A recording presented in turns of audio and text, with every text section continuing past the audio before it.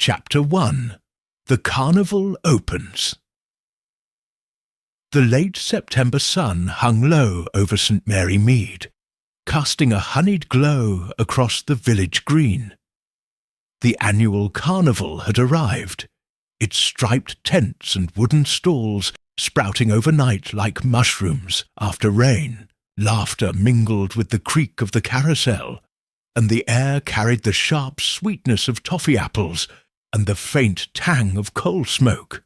To the untrained eye, it was a scene of rustic delight, a rare burst of gaiety in a village accustomed to quiet routine. But Miss Jane Marple, seated on a wrought-iron bench beneath the sycamore tree, saw something else entirely. Her knitting needles clicked softly, a woolen scarf taking shape in her lap. She wore her usual tweed coat, a little worn at the elbows, and a hat adorned with a single pheasant feather. To the villagers bustling past with their baskets and children in tow, she was merely old Miss Marple, harmless, perhaps a touch eccentric. Yet her pale blue eyes, sharp as cut glass, darted from face to face, noting the flickers of unease beneath the smiles. The tea tent was the heart of the affair, its canvas flaps pinned back to reveal a cluster of mismatched tables. Mrs. Clara Henshaw presided over the urn, her plump hands deftly pouring steaming cups for the vicar's wife and the postmistress. She wore a floral apron, slightly askew, and her cheeks were flushed, whether from the heat or something else, Miss Marple couldn't yet tell. Nearby, Mr. Edwin Price, the Carnival's wiry manager, adjusted a stack of programs with quick, nervous fingers. His dark eyes flitted toward the crowd, as if expecting someone, or dreading them. "Lovely day for it, isn't it, Jane?" Mrs. Beatrice Langston settled onto the bench beside her, her voice bright but brittle. She was a tall woman, her silver hair swept into a severe bun, and her gloved hands clutched a parasol with more force than necessary. As the widow of the late Sir Harold Langston, she carried an air of faded grandeur, though the villagers whispered she'd sold off half the family silver to keep the manor's roof from leaking. "Quite lovely," Miss Marple agreed, her tone mild. Her needles paused as she tilted her head, catching the faint tremor in Beatrice's grip. "Though I dare say the wind's turned a bit sharp. It puts people on edge, don't you think?" Beatrice's lips thinned. "Nonsense, it's just a breeze. Everyone's enjoying themselves." She nodded toward the tea tent, where Clara Henshaw was now fussing over a chipped saucer. "Clara's outdone herself this year, though I hear Edwin's been a tyrant about the arrangements, barking orders like a little Napoleon." Miss Marple's gaze drifted to Edwin Price. He'd moved to the edge of the tent, speaking in low tones to Dr. Arthur Cartwright, the village physician. The doctor's broad shoulders stiffened, and his hand brushed the pocket of his tweed jacket, a gesture so slight it might have gone unnoticed, but not by her. "Mr. Price does seem rather particular," Miss Marple murmured. "I suppose a carnival requires a firm hand. So many strangers about." Beatrice sniffed. "Strangers, indeed. That fire-eater, what's his name, Victor, gives me the shivers. And the fortune-teller, Madame Zora, with her scarves and muttering. I don't know why Edwin insists on such riffraff." Miss Marple said nothing, though her fingers resumed their steady rhythm. She'd seen Victor earlier, a lean figure in a crimson vest, juggling torches near the coconut shy. His grin had been wide, but his eyes were cold, watchful. Madame Zora, meanwhile, had slipped into her tent with a rustle of silk, her face half hidden by a veil. Strangers, yes, but they weren't the only ones worth watching. A sudden clatter broke her thoughts. At the tea tent, Clara Henshaw had dropped a teaspoon, the metal glinting as it struck the grass. She bent to retrieve it, her movements jerky, and Miss Marple noted the quick glance she threw toward Edwin Price. He didn't return it. Instead, he turned sharply and strode toward the carousel, leaving Dr. Cartwright to sip his tea alone. "Clumsy woman," Beatrice muttered. "She's been like that all week, ever since that row with Edwin over the stall fees." "Oh?" Miss Marple's voice was soft, inviting more. Beatrice leaned closer, her parasol tilting. "Clara says he raised them at the last minute, nearly doubled them. She threatened to pull her cakes from the bake stall, but he wouldn't budge. And then there's Dr. Cartwright. Apparently he's been asking Edwin about some old debt. Heaven knows what that's about." Miss Marple tucked the tidbit away. Debts, quarrels, a teaspoon askew. It was a familiar pattern, like the first, loose thread in a tapestry. She glanced at the carousel, where Edwin now stood with his hands on his hips, barking at a boy struggling with the reins of a painted horse. The boy flinched, and Miss Marple's lips pursed ever so slightly. The afternoon wore on, the crowd thickening as the church bell tolled 4. Children darted between stalls, clutching sticky prizes, while the adults lingered over their tea, their laughter growing louder, perhaps too loud. Miss Marple watched it all, her scarf lengthening row by row. She saw the vicar, Mr. Grayson, pause mid-sentence to dab his brow with a handkerchief. She saw Victor the fire-eater slip behind a tent, a bottle glinting in his hand. And she saw Madame Zora emerge briefly, her dark eyes locking with Edwin's before she vanished again. By the time the sun dipped below the tree line, casting long shadows across the green, Miss Marple had finished her scarf. She folded it neatly, her hands steady, and rose from the bench. Beatrice was prattling about the flower show, but Miss Marple's attention lingered on the tea tent. Clara Henshaw stood alone now, wiping her hands on her apron. A faint stain darkened the fabric, a spill perhaps, or something else, as she made her way home along the cobbled lane, the Carnival's music fading behind her. Miss Marple felt the familiar prickle at the back of her neck. It was a lovely day, yes, but beneath the toffee apples and the carousel's tune, something was brewing, something that would not stay hidden for long. Chapter 2. The Village Stirs.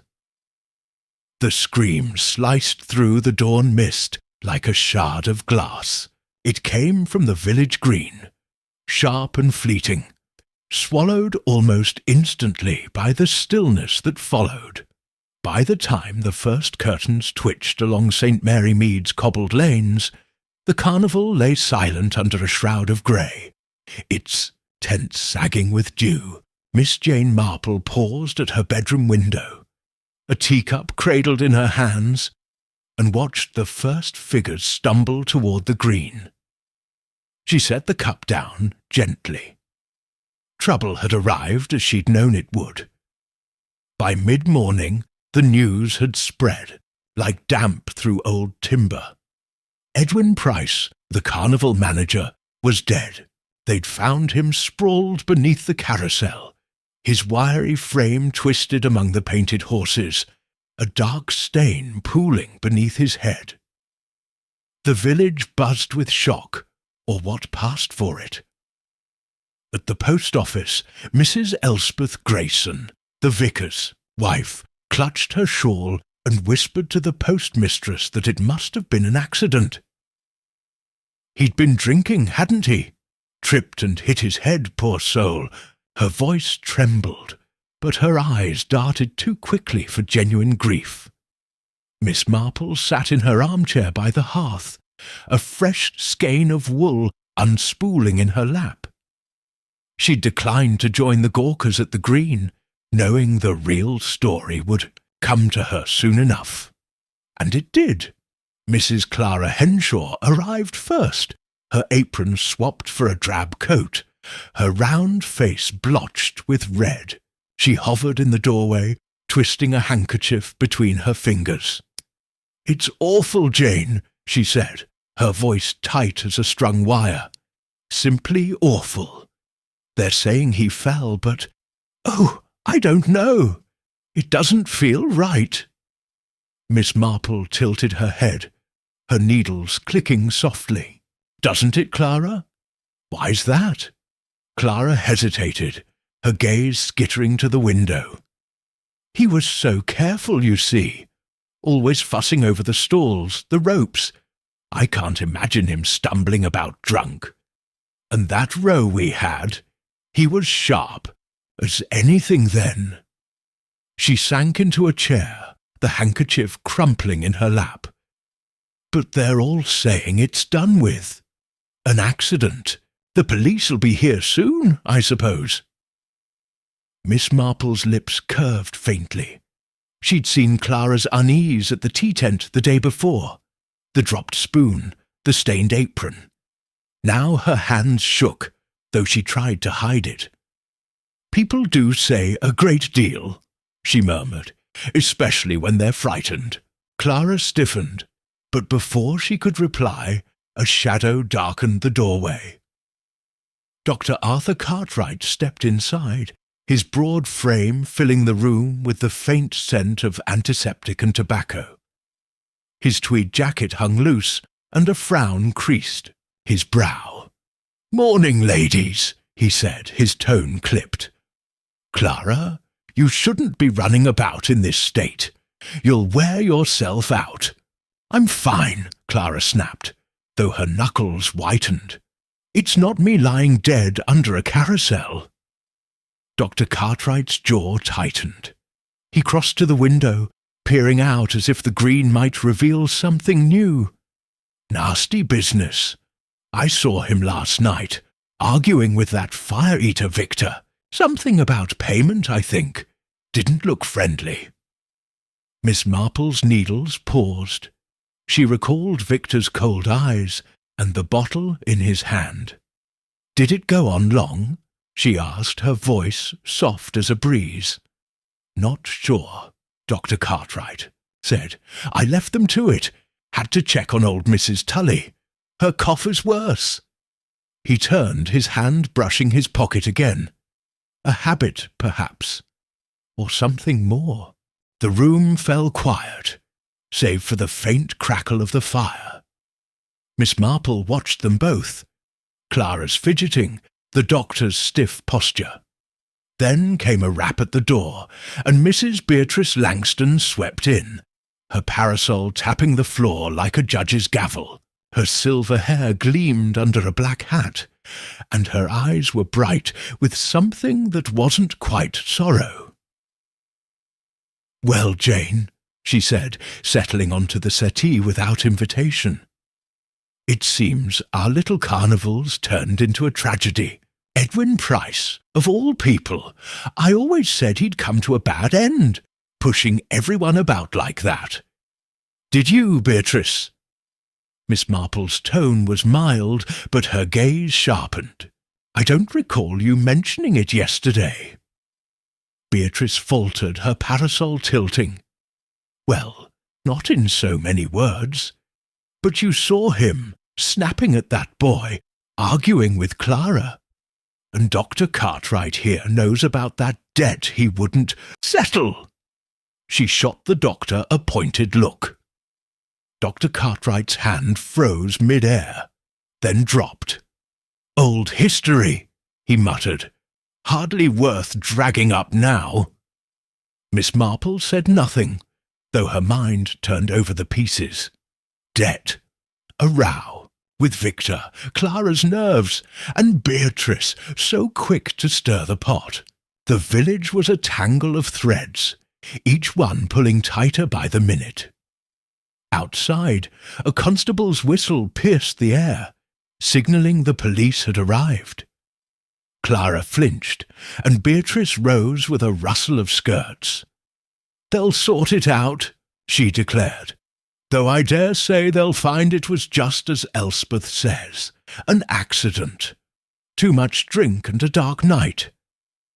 "Perhaps," Miss Marple said, her needles resuming their rhythm, "though darkness hides more than it reveals, don't you think?" Beatrice frowned, but Dr. Cartwright was already ushering Clara toward the door. "Come along," he said gruffly. "You need rest. Jane, you'll let us know if you hear anything?" "Of course," Miss Marple replied, her smile serene. They filed out, leaving her alone with the fire's glow and the faint hum of the Feu village beyond. She set her knitting aside and crossed to the window. The green was a hive now, constables in dark coats, villagers whispering behind their hands. A man in a crimson vest lingered near the carousel, his lean frame unmistakable. Victor, Miss Marple's fingers brushed the curtain. An accident, they said, a fall in the night. But Edwin's sharpness, his watchfulness, they didn't fit a drunken stumble, and that stain beneath him, too dark, too still. She'd seen blood before, in quieter tragedies than this. No, this was no accident. It was a thread pulled loose, and she intended to follow it. Chapter 3. Shadows in the Tent. Afternoon sun struggled through a veil of clouds, casting a muted light over St. Mary Mead's village green. The Carnival stood abandoned now, its tents drooping like weary sentinels, cordoned off by a thin line of twine the constables had strung up. A small crowd lingered at the edges, curious, whispering, but Miss Jane Marple slipped past them, her black umbrella tapping the damp grass. She'd no intention of gawking. Listening, however, was another matter entirely. She settled near the tea tent, its canvas flaps now closed, and unfolded a small camp stool she'd borrowed from Mrs. Grayson. Her knitting emerged from her bag, a grey sock this time, and she let the needles click as a pair of constables trudged by, their boots leaving shallow prints in the turf. One, a young man with a freckled face, muttered to his companion, "Inspector'll be here by dusk. Reckon he'll call it quick. Bloke was 3 sheets to the wind." "Was he now?" the older constable replied, his voice low. "That carousel's a death trap, sober or not. Splinters everywhere. Could have caught him up." Miss Marple's fingers stilled briefly. Splinters. She filed the word away, her gaze drifting to the carousel where Edwin Price had been found. Its painted horses gleamed dully under the overcast sky, their reins tangled from the night's wind. A death trap, perhaps. But traps were set, not stumbled into. A rustle of fabric drew her attention. Madame Zora emerged from her fortune-telling tent, her scarves trailing like tendrils of smoke. She moved with a deliberate grace, her veiled face turning toward the carousel before settling on Miss Marple. For a moment their eyes met, hers dark and unreadable, Miss Marple's calm and steady. Then the fortune-teller glided closer, her bangles chiming faintly. "You sit like a spider, madam," Madame Zora said, her accent thick with an unfamiliar lilt. "Watching, waiting." Miss Marple smiled, her needles resuming their rhythm. Spiders are patient creatures, aren't they? And this is such a fine spot to watch the world go by. Madame Zora's lips twitched beneath the veil. The world, or its secrets. She paused, her fingers brushing a silver ring on her hand. I saw him last night, you know, the Carnival man. He came to my tent angry, shouting about money owed. Did he? Miss Marple's tone was light, as if they were discussing the weather. I suppose Mr. Price had many such conversations. The fortune-teller's eyes narrowed. Not like this. He accused me of cheating him, said I'd kept more than my share. I told him to look to his own house before pointing fingers. She hesitated, then added, he left in a fury. That was the last I saw. Miss Marple nodded, her mind turning over the words. A fury. It matched Dr. Cartwright's tale of Edwin's row with Victor, though the details shifted like shadows on water. Before she could press further, a shadow loomed nearby. Victor, the fire-eater, his crimson vest dulled by the day's gloom. He carried a bundle of torches, his lean frame taut as a bowstring. "Zora," he called, his voice rough. "They want us at the vicarage. Statements." His gaze flicked to Miss Marple, lingering a beat too long. Then he turned away, striding toward the lane. Madame Zora inclined her head to Miss Marple. "Duty calls," she murmured, and followed him, her scarves whispering against the grass. Miss Marple watched them go, her sock lengthening stitch by stitch. Money owed, tempers flaring. Edwin Price had left a trail of sparks behind him. But sparks alone didn't chapeau a man's head, and that dark stain beneath the carousel nagged at her. She rose, folding her stool, and made her way toward the tea-tent's rear, where Clara Henshaw had stood the day before. The grass was trampled here, littered with crumbs from yesterday's cakes. Miss Marple bent, her umbrella steadying her, and peered at a faint mark near the tent pole, a smudge of something brown, dried now, but distinct against the green. Tea, perhaps, from Clara's spill, or not. She straightened, her lips pursing. Clara's hands had shaken that morning, her words tumbling over each other. Fear? Yes, but of what? A voice broke her thoughts. "Miss Marple, what brings you poking about?" Mrs. Beatrice Langston approached, her black hat askew, a basket swinging from her arm. "I'd have thought you'd stay cosy by your fire on a day like this." "Oh, I find a little air does wonders," Miss Marple replied, her tone mild. "And there's so much to see, isn't there? Poor Mr. Price. I hear the police think it was an accident." Beatrice snorted, setting her basket down. "So they say. But I saw him yesterday, arguing with that Victor fellow near the coconut. Shy, looked ready to throttle him. And Clara, well, she's been a wreck since it happened. Guilty conscience, if you ask me." "Guilty?" Miss Marple tilted her head. "Over stall fees?" Beatrice leaned closer, her voice dropping. "More than that, I'd wager. She was sweet on Edwin years back, before he turned sour. Never got over it, they say. And now this." She straightened, brushing her gloves. "Mind you, I'd not put it past that fire-eater either. Shifty sort." Miss Marple's fingers tightened on her umbrella. Clara and Edwin, a thread from the past. She tucked it beside Madame Zora's story. Victor's tension, the smudge by the tent. "People do carry their burdens differently," she said softly. "It's a wonder what comes to light in times like these." Beatrice huffed, picking up her basket. "Well, I'm off to the vicarage. See what the police make of it. You take care, Jane." She bustled away, leaving Miss Marple alone with the tent's shadow. The wind picked up, tugging at her hat. She glanced once more at the carousel, its horses frozen mid-gallop, then turned toward home. The constable's words echoed. Splinters, drink, a quick end.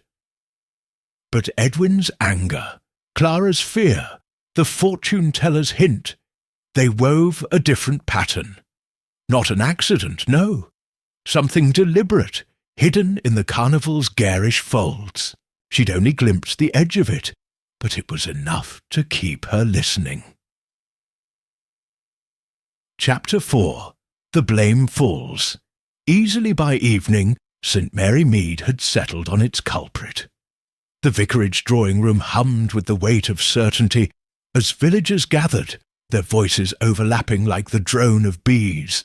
Miss Jane Marple sat near the window, a cup of lukewarm tea balanced on her knee, her knitting tucked away for once. She'd come at Mrs. Grayson's insistence. "Do join us, Jane. It's all anyone can talk about." And now she listened, her silence a net cast wide. Inspector Harrow had arrived from the county, a stocky man with a bristling moustache and a notebook he flipped through with practised ease. He stood by the fireplace, his boots leaving faint mud streaks on the rug, and addressed the room with the air of someone delivering a sermon. "We've spoken to the Carnival folk," he said, his voice gravelly, "and it's plain as day. That fire-eater, Victor Kosloff, had a row with Price hours before he was found. Witnesses saw it, motives clear, money. Price was squeezing him dry." A murmur rippled through the room. Mrs. Elspeth Grayson clutched her husband's arm, her thin face pale. "I knew it," she whispered. "Those Carnival types, untrustworthy, all of them." The vicar nodded solemnly, though his eyes stayed on the inspector. Miss Marple sipped her tea, the rim cool against her lips. Victor, the lean figure with the cold grin, the bottle in his hand, the tension in his stride. An easy fit, perhaps. Too easy. She set the cup down, her gaze drifting to the others.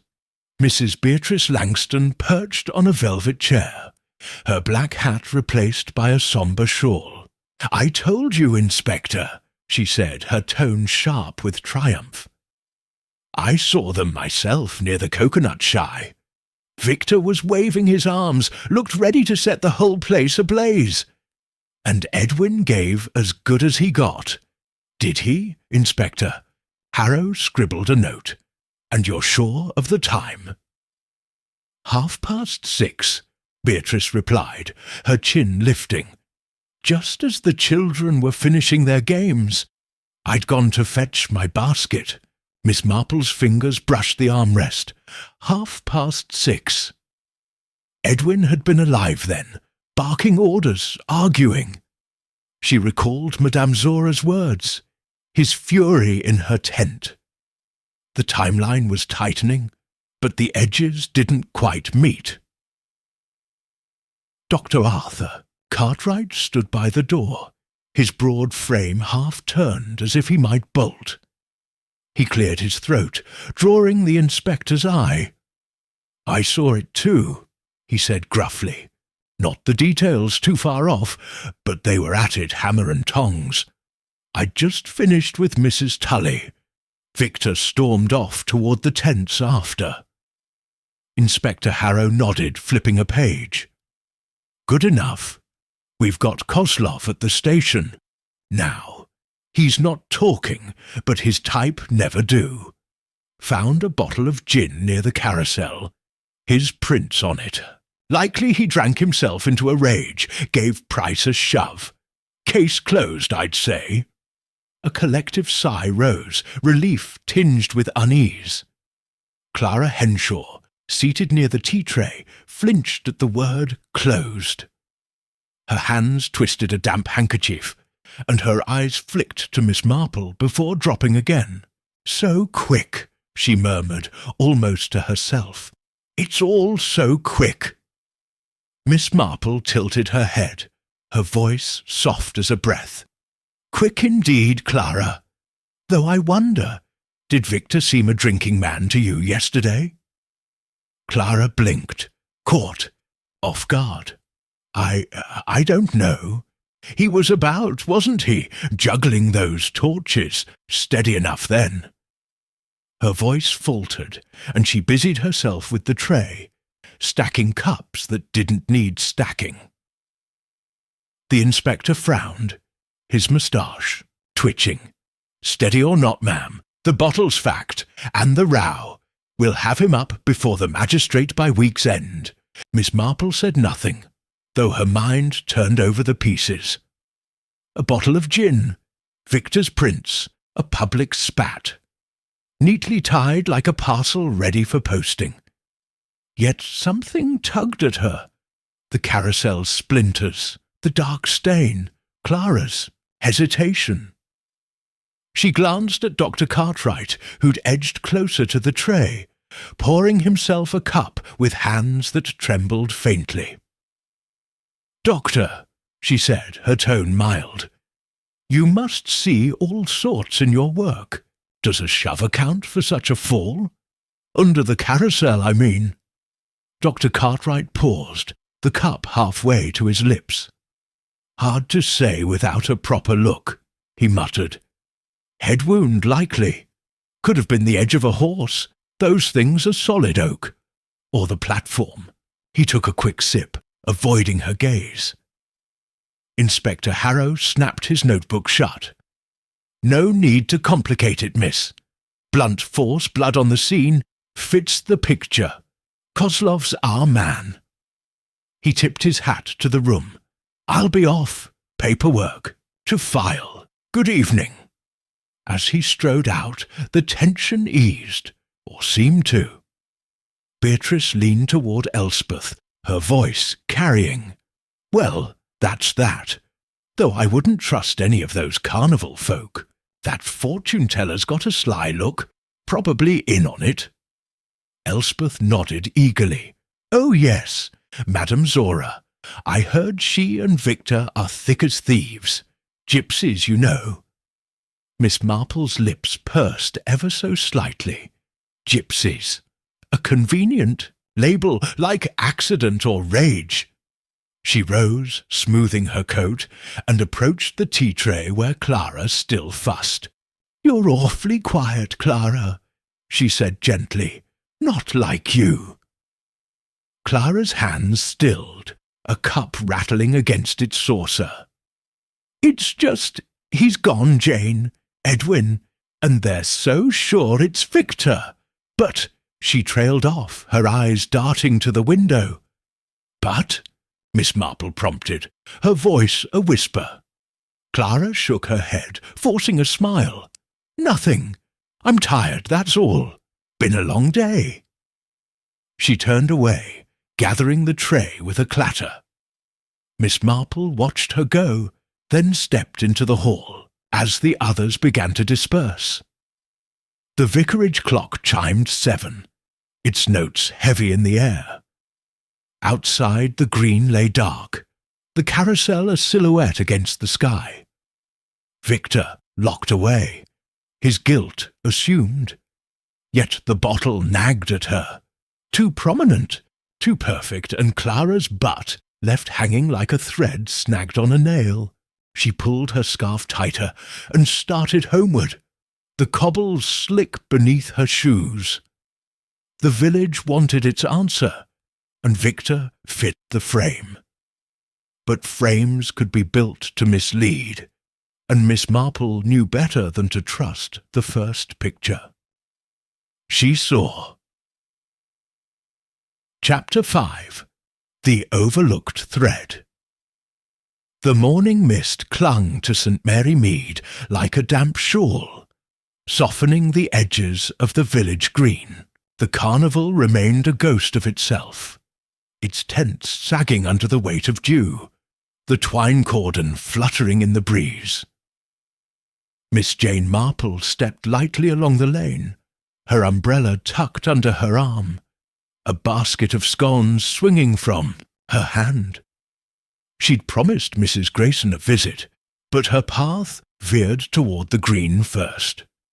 Answers, she knew, hid in the quiet places. The carousel loomed ahead, its painted horses dulled by the grey light.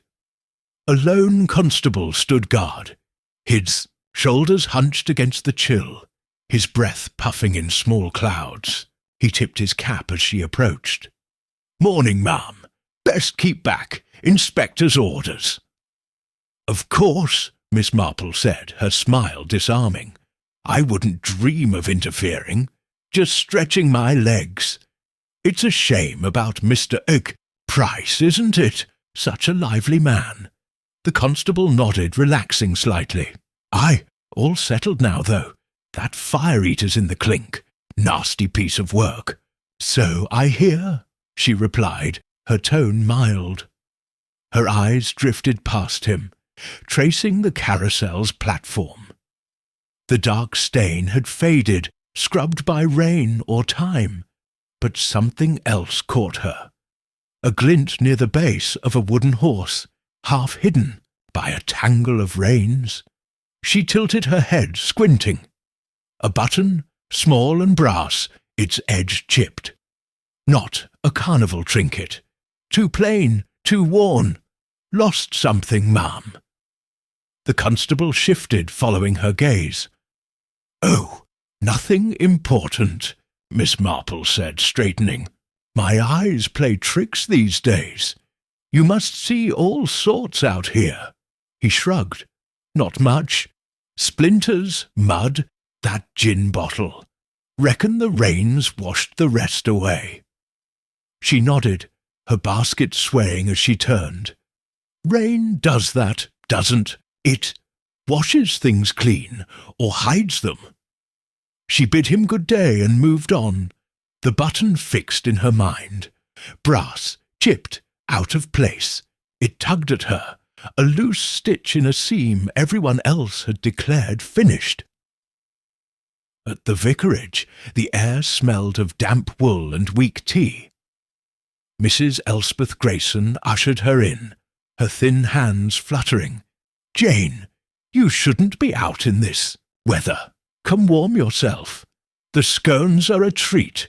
Clara's too shaken to bake, poor dear." Miss Marple settled by the fire, her basket at her feet. "Is she? I'd hoped to see her today." Elspeth sighed, pouring tea with a faint clink. "She's at home resting. Dr. Cartwright insisted. Says her nerves are shot. Ever since the inspector named Victor, she's been odd. Keeps saying it doesn't fit." "Doesn't it?" Miss Marple's voice was soft, her cup steady in her hands. "I suppose it's a comfort to have it settled." Elspeth frowned, stirring, her tea absently. Comfort, yes, though Beatrice swears Madame Zora's behind it too. Says she saw her sneaking about after dark, probably covering for Victor. Miss Marple's lips curved faintly. Beatrice and her tales, always a step ahead of the facts. She sipped her tea, letting Elspeth prattle on about gypsies and conspiracies, but her thoughts circled back to the button. Not Victor's. His crimson vest had no brass, only leather ties. Nor Edwin's. His coat had been dark, its buttons black horn. Someone else, then, near the carousel that night. The door creaked open, and Dr. Arthur Cartwright stepped in, his face flushed from the cold. He carried a leather bag, its straps worn, and nodded curtly. "Elspeth, Miss Marple, didn't expect you here." "Delivering scones," Miss Marple said, her tone light. "And you, checking on Mrs. Tully again." He grunted, setting the bag down. "Aye, and Clara. She's still rattled. Keeps asking about Edwin's head. Says it wasn't right, the way he fell. Miss Marple's fingers brushed her cup. Wasn't it? I'm no doctor, of course, but I'd think a fall would leave quite a mess. Dr. Cartwright hesitated, his hand straying to his pocket before dropping.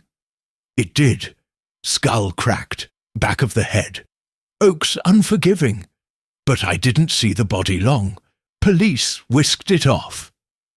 He shrugged, turning to Elspeth. Got any of that tea left?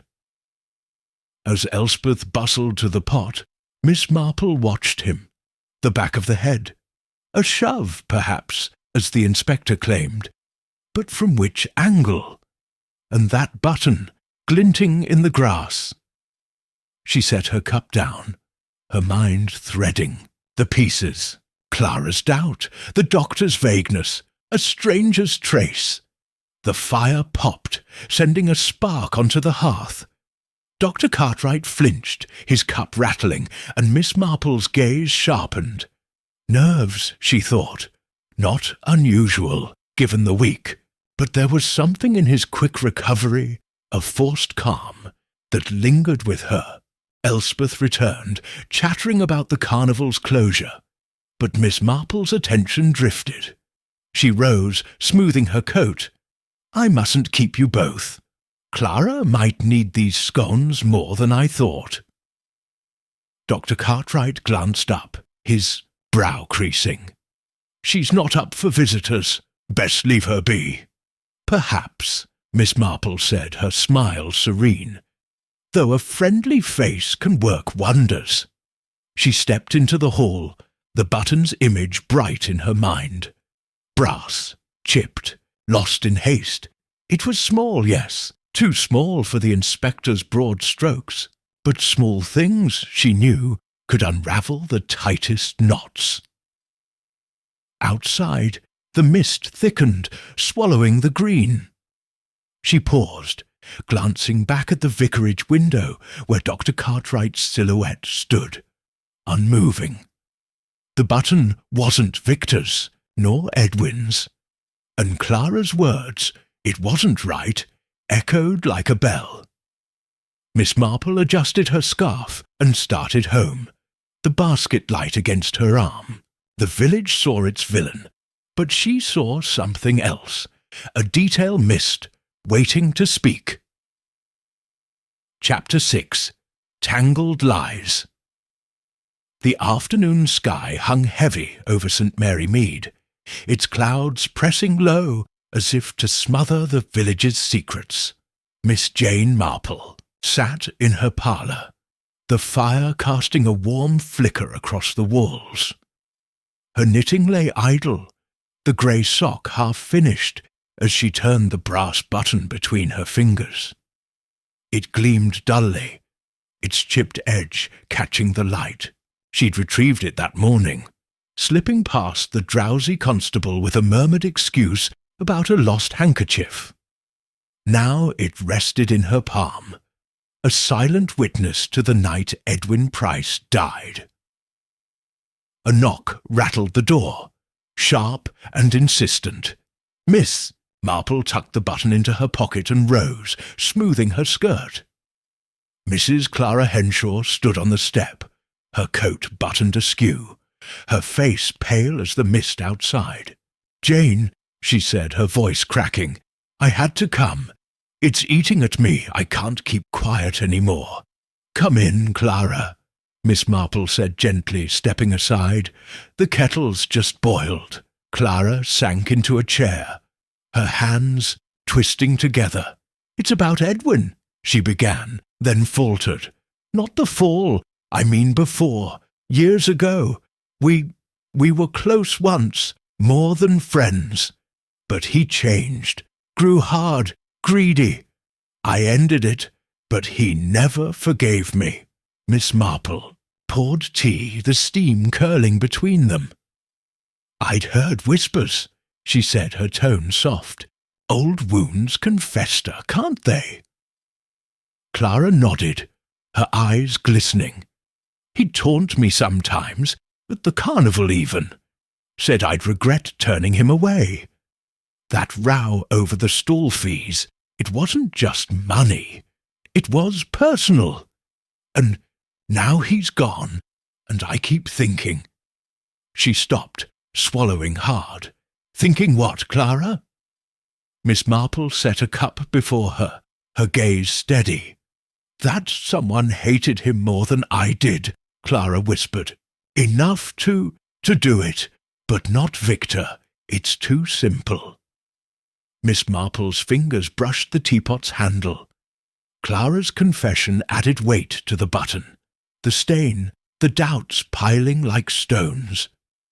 Before she could reply, footsteps crunched outside, and Dr. Arthur Cartwright appeared in the doorway, his face etched with strain. "Clara," he said sharply, "I told you to rest." His eyes flicked to Miss Marple, narrowing. "What's this about?" "She needed a friend," Miss Marple said, unruffled. "And a cup of tea. Won't you join us?" Dr. Cartwright hesitated, then stepped inside, shutting the door with a thud. "No time for tea. The village is in a state. Beatrice is stirring up trouble again. Says she saw Madame Zora with Victor the night Edwin died. Claims they're plotting something." Clara's cup clattered against its saucer. "Plotting? That's nonsense. Madame Zora barely spoke to anyone. She kept to her tent." "The usual. She?"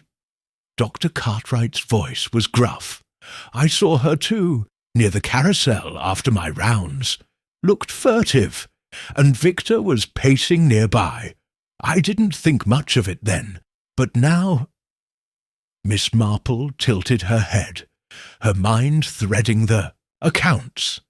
Madame Zora's fury in her tent, Victor's row, and now this, 2 figures near the scene. Yet the button didn't fit their garish costumes.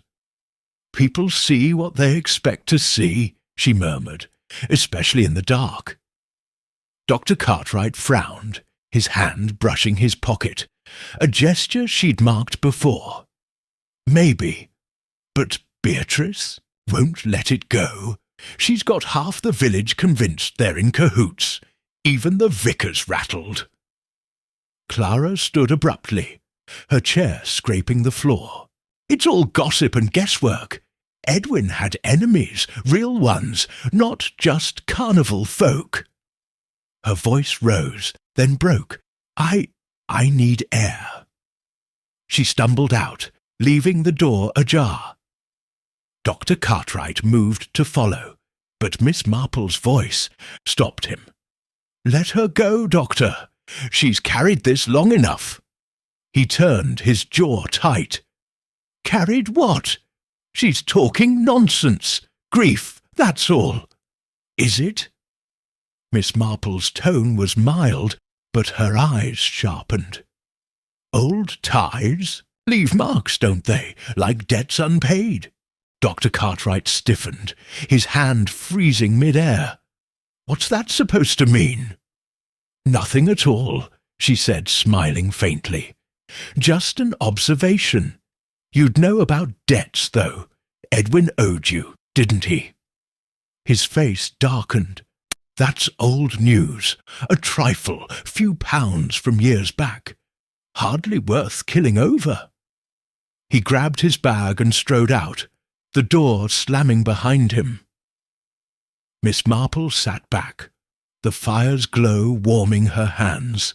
Clara's past, raw and jagged, spilled into the present. Dr. Cartwright's debt dismissed too quickly.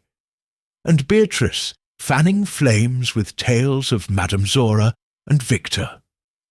The village was unravelling, its threads pulling apart to reveal knots. Beneath, grudges, betrayals, half-truths. She reached into her pocket, the brass button cool against her fingertips.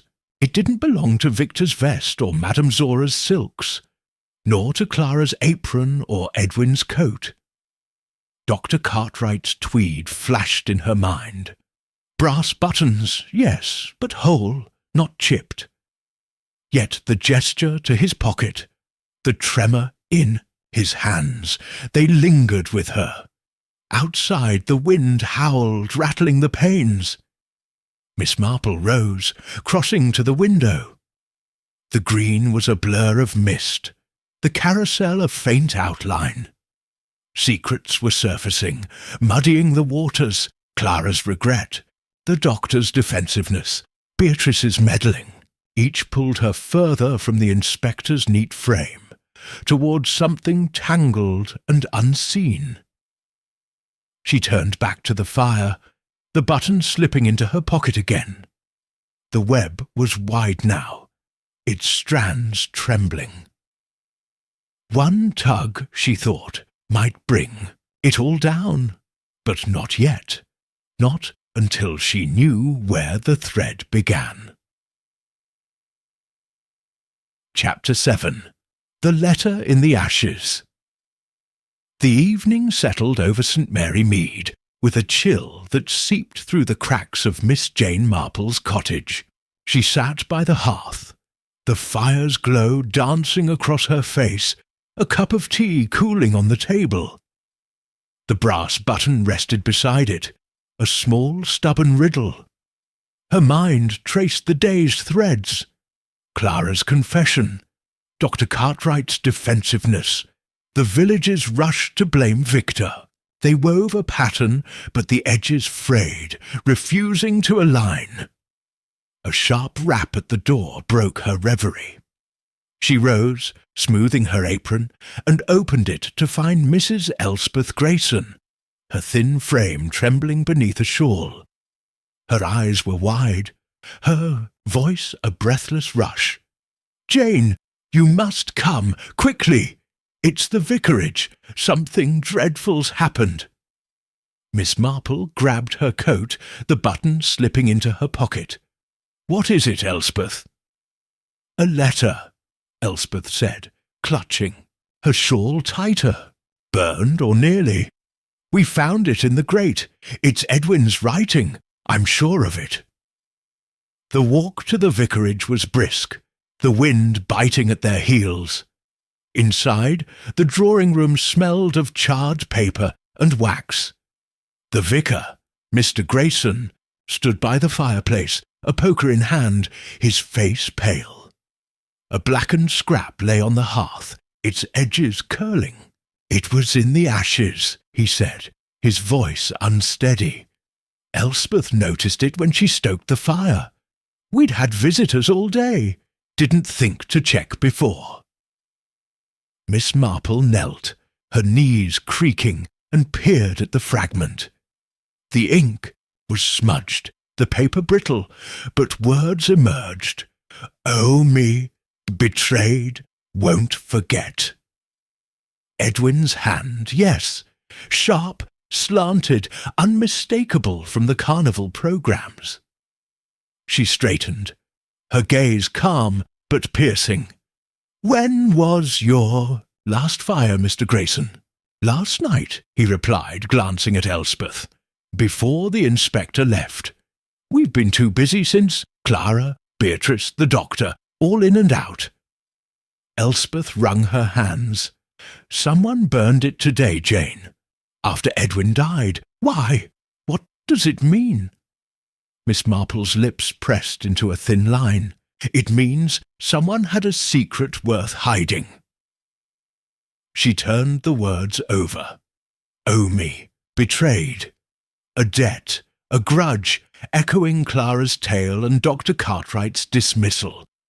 But the timing, after Edwin's death, twisted the thread anew. The vicar set the poker down with a clatter. "I'll fetch the inspector.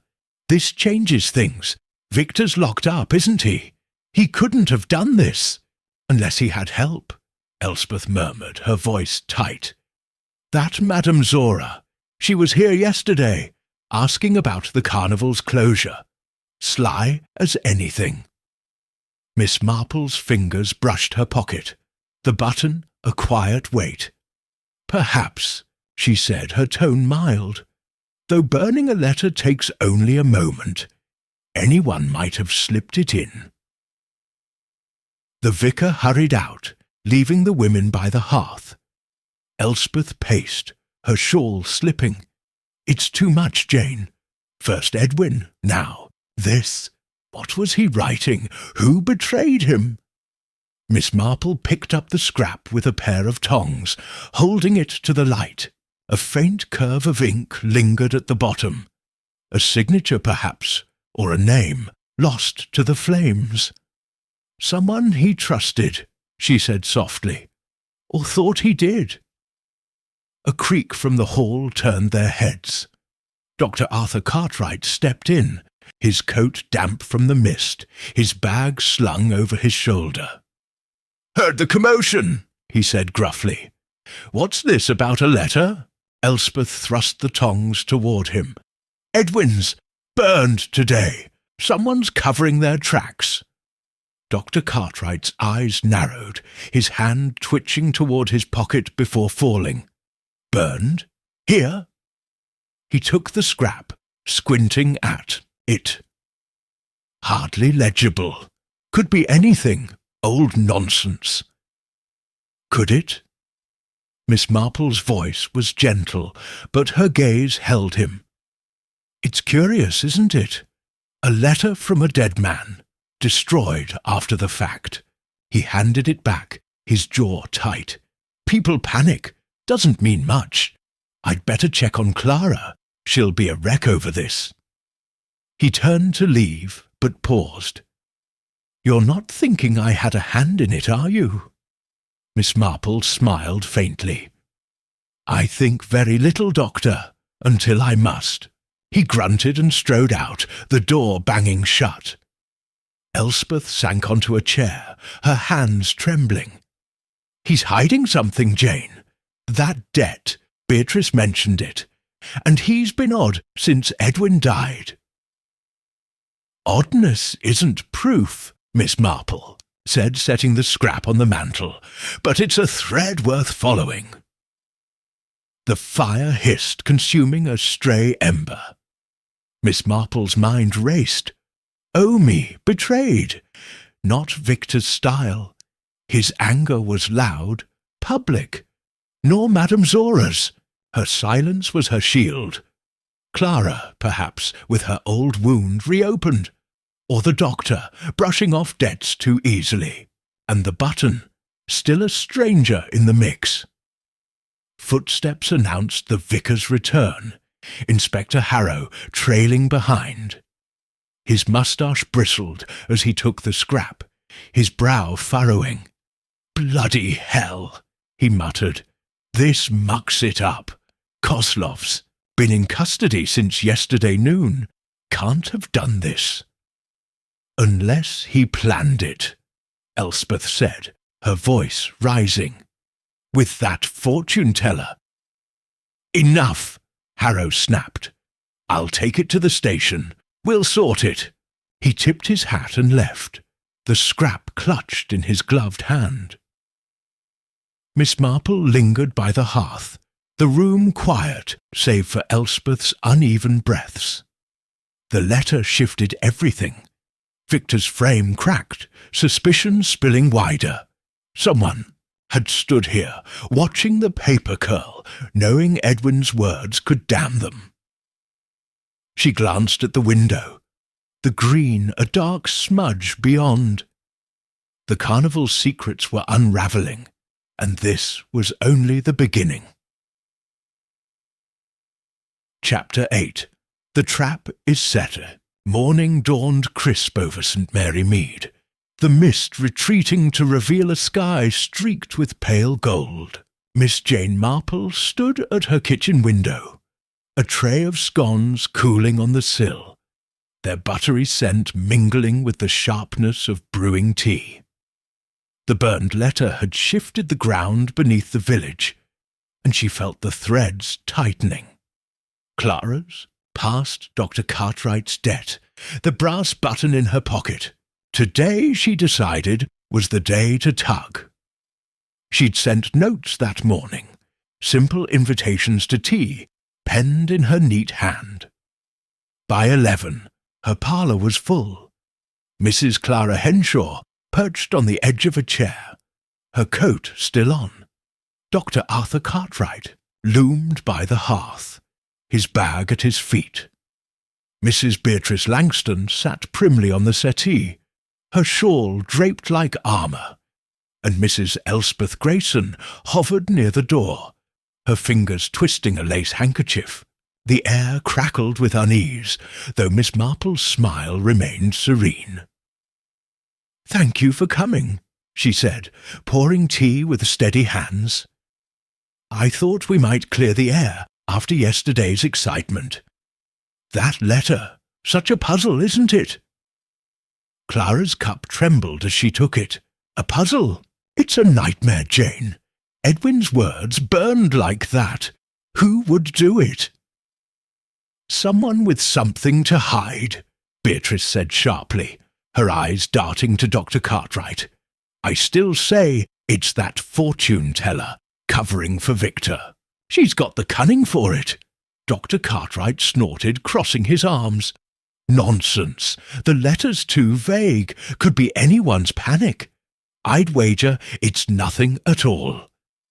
Miss Marple set the teapot down, her voice soft as a sigh. "Nothing? Oh, I don't know. Oh, me betrayed. It's personal, don't you think? A debt called in, perhaps, or a trust broken." She paused, her gaze sweeping the room. "And then there's the button." Elspeth froze, her handkerchief mid-twist. "Button? What button?" Miss Marple reached into her pocket, drawing out the brass chip. It glinted in the firelight, its edge jagged. "This one," she said simply, "found near the carousel where Edwin fell. Not his, nor Victor's. Curious, isn't it, how it turned up?" Clara's breath hitched, her eyes fixed on the button. "Near the carousel? But whose is it?" "That's the question," Miss Marple said, setting it on the table. "Someone was there that night, someone who lost this in a hurry. I wonder if Edwin saw them too before he fell." Dr. Cartwright's hand brushed his pocket, a flicker of movement, then stilled. "Plenty of folks wear brass buttons," said gruffly. "Could have been their days. Could it?" Miss Marple tilted her head. "Though it was under the rains, freshly tangled, I'd say. And with that letter burned, well, it makes one think." Beatrice leaned forward, her shawl slipping. "Think what, Jane? You're not suggesting one of us—" "Not suggesting," Miss Marple said, her tone mild. "Just wondering. Edwin had his enemies, didn't he? Clara, you knew him best. Did he ever mention a betrayal?" Clara's face paled, her cup clinking against the saucer. He talked of people owing him, yes, always grudges. But I never thought—" She trailed off, her eyes darting to Dr. Cartwright. The doctor shifted, his boots scuffing the rug. "Grudges don't mean murder, and I told you the debt was trifling, years old." Miss Marple picked up the button, turning it slowly. "Trifling to you, perhaps, but to Edwin? Won't forget," he wrote, "and someone didn't want us to see that." She set it down again, her voice dropping. "I suppose the police might test it. Buttons hold traces, don't they? A thread, a bit of oil, modern ways." Dr. Cartwright's jaw tightened, his hand clenching at his side. "Test it? That's a waste of time. It proves nothing." "Doesn't it?" Miss Marple's eyes met his, calm and unyielding. "Then why burn the letter, I wonder? Unless it named a name." The room fell silent, the fire's crackle loud in the stillness. Elspeth's handkerchief fluttered to the floor, unnoticed. Beatrice's lips parted, but no words came. Clara stared at the button, her breath shallow. And Dr. Cartwright, his face flushed, his hand hovering near his pocket before dropping abruptly. I should go, he muttered, grabbing his bag. Patients to see. He strode out, the door banging shut behind him. Beatrice recovered first, her voice sharp. Well, he's in a state. What was that about, Jane? Just a thought, Miss Marple said, pouring herself more tea. People reveal themselves in the smallest ways, don't they? Clara stood, her coat rustling. I need to lie down. It's too much. She hurried out, leaving her cup untouched. Elspeth retrieved her handkerchief, her voice trembling. You've upset them, Jane. What if it's nothing? What if it's Madame Zora, after all? Miss Marple smiled faintly. If it's nothing, then no harm's done. But if it's something... She let the words hang, sipping her tea. Beatrice rose, adjusting her shawl. You're playing a game, Jane. I hope you know what you're doing. She swept out, Elspeth trailing behind. Alone, Miss Marple set her cup down, the button glinting on the table. Dr. Cartwright's flush, his sudden exit, Clara's gasp, her quick retreat. The trap had been simple. A button, a suggestion, a nudge toward panic. And they'd reacted, each in their way. The letter's ashes, the button's owner. They were close now, trembling on the edge of exposure. She leaned back, the fire warming her hands. The net was tightening, and someone had felt it. One slip, she thought, and the truth would fall free. Chapter 9. The Truth Unfurls. The afternoon light filtered through Miss Jane Marple's parlour curtains, casting a soft glow over the gathered faces. The air was thick with the scent of tea and scones, though no one touched the tray. Inspector Harrow stood by the door, his moustache bristling with impatience. Mrs. Clara Henshaw sat rigid, her hands clasped tight. Dr. Arthur Cartwright leaned against the mantel, his face drawn. Mrs. Beatrice Langston perched on the settee, her shawl taut, and Mrs. Elspeth Grayson hovered near the window, her eyes darting.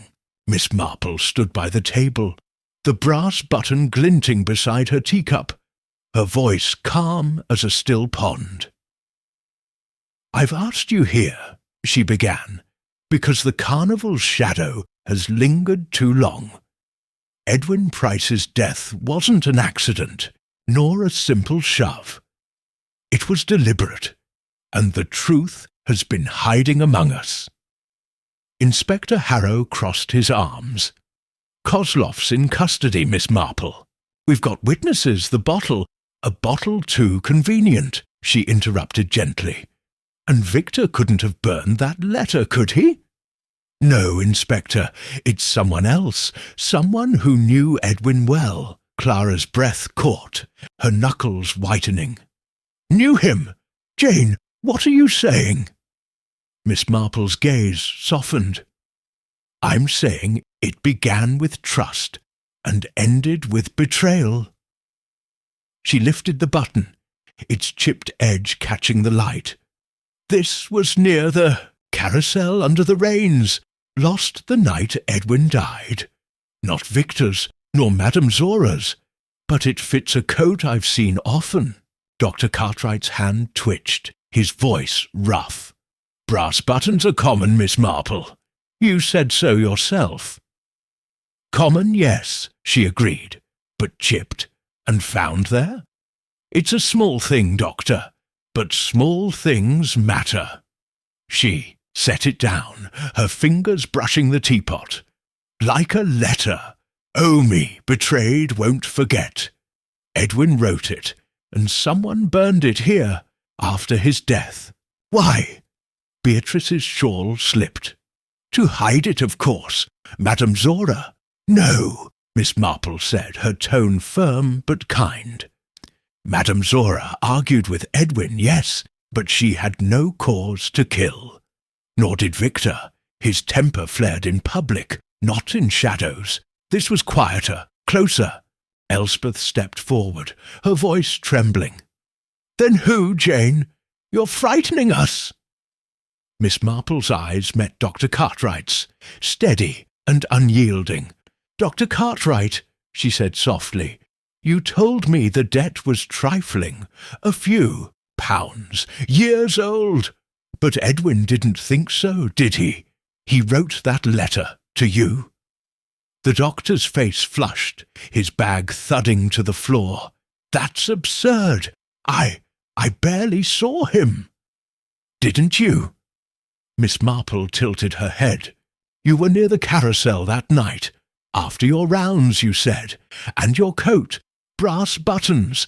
One missing now, I'd wager. You flinched when I mentioned testing it." "Why?" He sputtered, his hand plunging into his pocket. "You've no proof."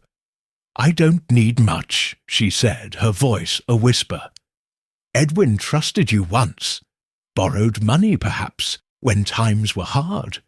But he turned sour, demanded it back with interest, threatened to ruin you. That letter was his.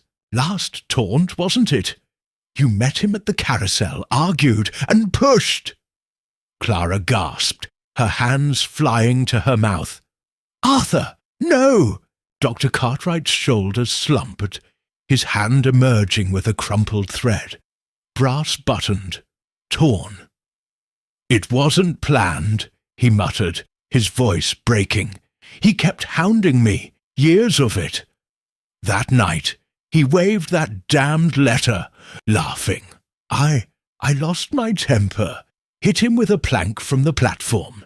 He fell, back of the head. I didn't mean—" He sank onto a chair, head in hands. Inspector Harrow stepped forward, his notebook out. "You burned it here." "The next day," Dr. Cartwright said dully. "Slipped it in when Elspeth was busy. Thought it'd end there." Miss Marple sighed, her gaze drifting to the button. "It never ends so easily. The button caught in, the rains, the letter survived the flames, just enough. And your hands, Doctor, they shook when I spoke of debts. Small things, but they fit." Beatrice stared, her shawl forgotten. "You killed him? Over money?" "Over pride, Miss Marple," corrected gently. "Edwin pushed too far, and pride snapped." Harrow snapped his notebook shut. "Right. You're coming with me, Cartwright. Miss Marple, you've a knack for this. Should have been a copper." She smiled faintly. "I prefer knitting, Inspector." He led Dr. Cartwright out, the doctor's, steps heavy, his bag left behind. Clara rose, tears streaking her face. I never thought. "Oh, Jane!" She fled, the door banging shut. Elspeth sank onto the settee, her voice a whisper. "It's over, then." "Almost," Miss Marple said, pouring herself tea. "Victor will go free, the carnival will leave, but the scars remain." Beatrice stood, her voice sharp. "You knew all along, didn't you?" "Not all," Miss Marple replied, "but enough. People are predictable in their way." The room emptied, leaving her alone with the fire's glow. She picked up the button, its chipped edge a silent testament. Edwin's greed, Cartwright's desperation. 2 threads knotted tight, now cut. She set it aside and took up her knitting, the needles clicking softly. The truth was out, calm and inevitable, as she'd known it would be. Chapter 10. Shadows Linger. The carnival was gone by noon, its tents folded and wagons trundled away down St. Mary Mead's winding lanes. The village green lay bare, the grass churned to mud where the carousel once stood, a few scattered petals from trampled flowers, the only trace of festivity. Miss Jane Marple stood at her gate, her coat buttoned against the late September breeze, watching the last of the strangers vanish beyond the hill. The silence felt heavy, as if the air itself held its breath. Inside, her parlour was tidy once more. No button on the table, no tea tray cluttered with cups. She'd finished the grey sock that morning, its stitches neat and even, and now it lay folded in a drawer. The fire burned low, a faint crackle breaking the stillness as she settled into her armchair, her hands resting in her lap. The village would move on, she knew. Gossip would fade, routines would settle, but the scars of Edwin Price's death would linger, quiet and deep. A soft tap at the door drew her from her thoughts. Mrs. Elspeth Grayson stepped in, her shawl draped loosely, her face less pinched than it had been. "Jane," she said, her voice tentative, "I wanted to thank you for sorting it all out. The vicar's writing his sermon, something about forgiveness, I think." Miss Marple smiled, gesturing to a chair. "No need for thanks, Elspeth. It's done now. Will you have tea?" Elspeth shook her head, sitting anyway. "No, I won't stay. It's just everything feels different. Dr. Cartwright gone, Victor freed. I saw him leave this morning. Didn't even look back." "He wouldn't," Miss Marple said softly. "He's a wanderer, and innocent in this at least." Elspeth's fingers traced the chair's arm. "Innocent. I suppose we all misjudged him. And Arthur, I still can't believe it. He seemed so steady." "Steady men break too," Miss Marple replied, her gaze drifting to the fire. "Pride and pressure, it's a brittle mix. Edwin knew how to press, didn't he?" Elspeth nodded, her lips trembling. "Too well. Clara's taken it hard. She blames herself, you know. Says if she'd stayed with Edwin, he mightn't have turned so bitter." Miss Marple's eyes sharpened, though her voice remained gentle. "Clara's guilt is her own burden. Edwin chose his path. Greed twists a man, not love lost." The door creaked again, and Mrs. Beatrice Langston swept in, her hat askew, her shawl trailing. "Jane, Elspeth, I've just been to the post office. Everyone's talking. They say Dr. Cartwright confessed it all at the station, every word you drew out of him." "Did they?" Miss Marple's tone was mild, her hands still. "People do love a story." Beatrice sank onto the settee, her voice dropping. "It's more than that. They're shaken. Our doctor, a murderer. And over what? A debt. I'd have paid it myself if I'd known." "Would you?" Miss Marple tilted her head. "It wasn't the money, Beatrice. It was the years of it, the taunts, the threats. Small cuts bleed deep." Beatrice huffed, adjusting her hat. "Well, it's over now, though I'll miss his tonics, best in the county. Who'll look after Mrs. Tully's cough?" "Someone will," Elspeth said faintly. "The village always finds a way." Miss Marple said nothing, her mind turning over the days past, the button's glint, the letter's ashes, Dr. Cartwright's flushed face. She'd seen it before, in other quiet places, human folly unravelling into tragedy. St. Mary Mead would heal, yes, but the echo of trust broken would hum beneath its surface. Beatrice rose, brushing her skirts. "I'm off. Meeting at the hall. About next year's fete. No carnivals, mind you. Too much trouble." She paused, glancing back. "You're a marvel, Jane. How do you see it all?" "People are much the same everywhere," Miss Marple said, her smile faint. "I only watch. Beatrice snorted and left, Elspeth following with a murmured goodbye.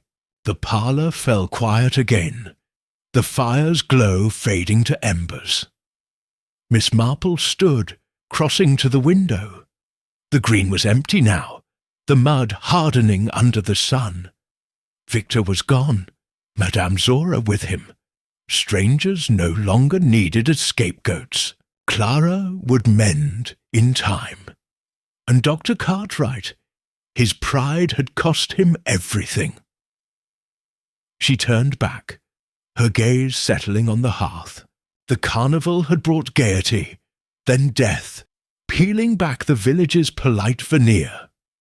Greed, resentment, desperation, they'd festered here, unnoticed until they snapped. She'd untangled it, thread by thread, but there was no triumph in it, only a quiet ache for what might have been.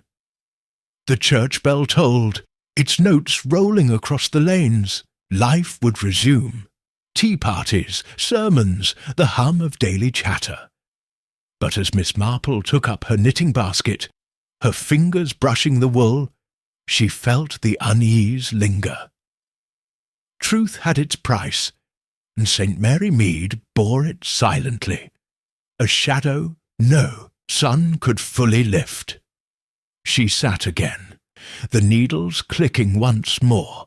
The village was hers again, peaceful, familiar. Yet she knew, as she always had, that beneath its calm lay depths uncharted, waiting for the next loose thread to pull. Chapter 11. The Echo of Silence. The days following the carnival's departure stretched long and quiet over St. Mary Mead. The village green hardened under a thin frost, its muddied patches smoothing into a brittle crust.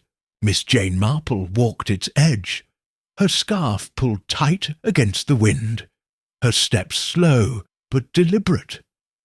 The air carried the faint bite of winter, though the trees still clung to their last golden leaves. She'd thought the matter closed. Dr. Cartwright's confession, the carnival's exit, but a faint hum of unease lingered, like a note struck off-key. Back in her cottage, she lit the fire, its warmth chasing the chill from her fingers. The grey sock was gone, gifted to the vicar's charity box, and her needles now worked a shawl in soft lavender. She'd seen Clara that morning, pale but resolute, delivering bread to the post office. Beatrice had bustled past, muttering about the fete committee.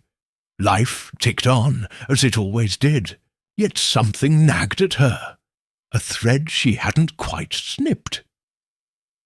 A knock interrupted her rhythm. She opened the door to find Inspector Harrow, his coat dusted with frost, his moustache drooping slightly.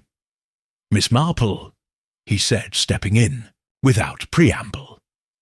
"Thought you'd want to know. Cartwright's case is done. Pleaded guilty. No trial needed." She gestured to a chair, her voice calm. "That's quick work, Inspector. I'm glad it's settled." He sat, rubbing his hands. "Aye, he's off to the county jail tomorrow. Spilled it all. Debt, the plank, the letter. Matches what you said." He paused, fishing a small envelope from his pocket. "Found this in his bag, though. Addressed to you." Miss Marple took it, her fingers steady.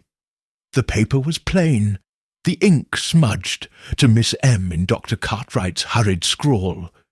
She opened it, unfolding a single sheet. "I'm sorry. It wasn't just the money. He knew too much. About me, about others. Forgive me. No signature, just the words, stark and final." Harrow watched her, his brow creasing. "Mean anything to you?" She folded it again, her gaze distant. "A little, perhaps. Guilt weighs heavy, doesn't it?" He grunted, rising. "Suppose so. Well, That's the end of it. You've a sharp eye, ma'am. I'll give you that." He tipped his hat and left, the door clicking shut behind him. Miss Marple sat, the letter in her lap, the shawl forgotten. He knew too much about me, about others. Not just the debt, then. Edwin Price had been a collector of secrets, a man who hoarded leverage like coins. She thought of Clara's old love, twisted into spite, of Beatrice's quick tongue, masking her own losses, of the doctor's steady hands undone by pride. What else had Edwin known? She rose, crossing to the window. The green was empty, the frost glinting under the sinking sun. Dr. Cartwright's note stirred the ashes of the case, about others. A vague confession, yes, but it hinted at shadows unlit. Had Edwin threatened more than money? Had he pressed Clara's past, or Beatrice's pride, or something darker? The church bell rang, its echo rolling through the lanes. She turned back, picking up the letter. It was too late to ask. The doctor was bound for prison, his lips sealed now by shame. Yet the words lingered, a ripple in the calm. She tucked it into a drawer beside the brass button she'd kept, its chipped edge a mute reminder. A shadow passed her gate. Clara, head down, hurrying home. Miss Marple watched her go, her mind turning. Clara had loved Edwin once, borne his, taunts later. Had he held something over her too, a secret buried deep? Or was it Beatrice, whose faded grandeur hid a fragile core? The village kept its silence, but silence, she knew, could lie. She sat again, the needles clicking anew. The shawl grew, its lavender threads soft against her hands. Dr. Cartwright had killed for pride, yes, but Edwin's death had closed a door on other truths, ones he'd taken to his grave. She wouldn't dig further. The village needed its peace. Yet the note's echo stayed with her, a faint whisper of what might have been. The fire dimmed, its embers glowing red. Miss Marple leaned back, her eyes half closed. St. Mary Mead was quiet again, its surface smooth. But beneath she felt the currents, old hurts, hidden shames, the weight of things unsaid. She'd solved the murder, yes, but the carnival had left its mark, a shadow no frost could erase.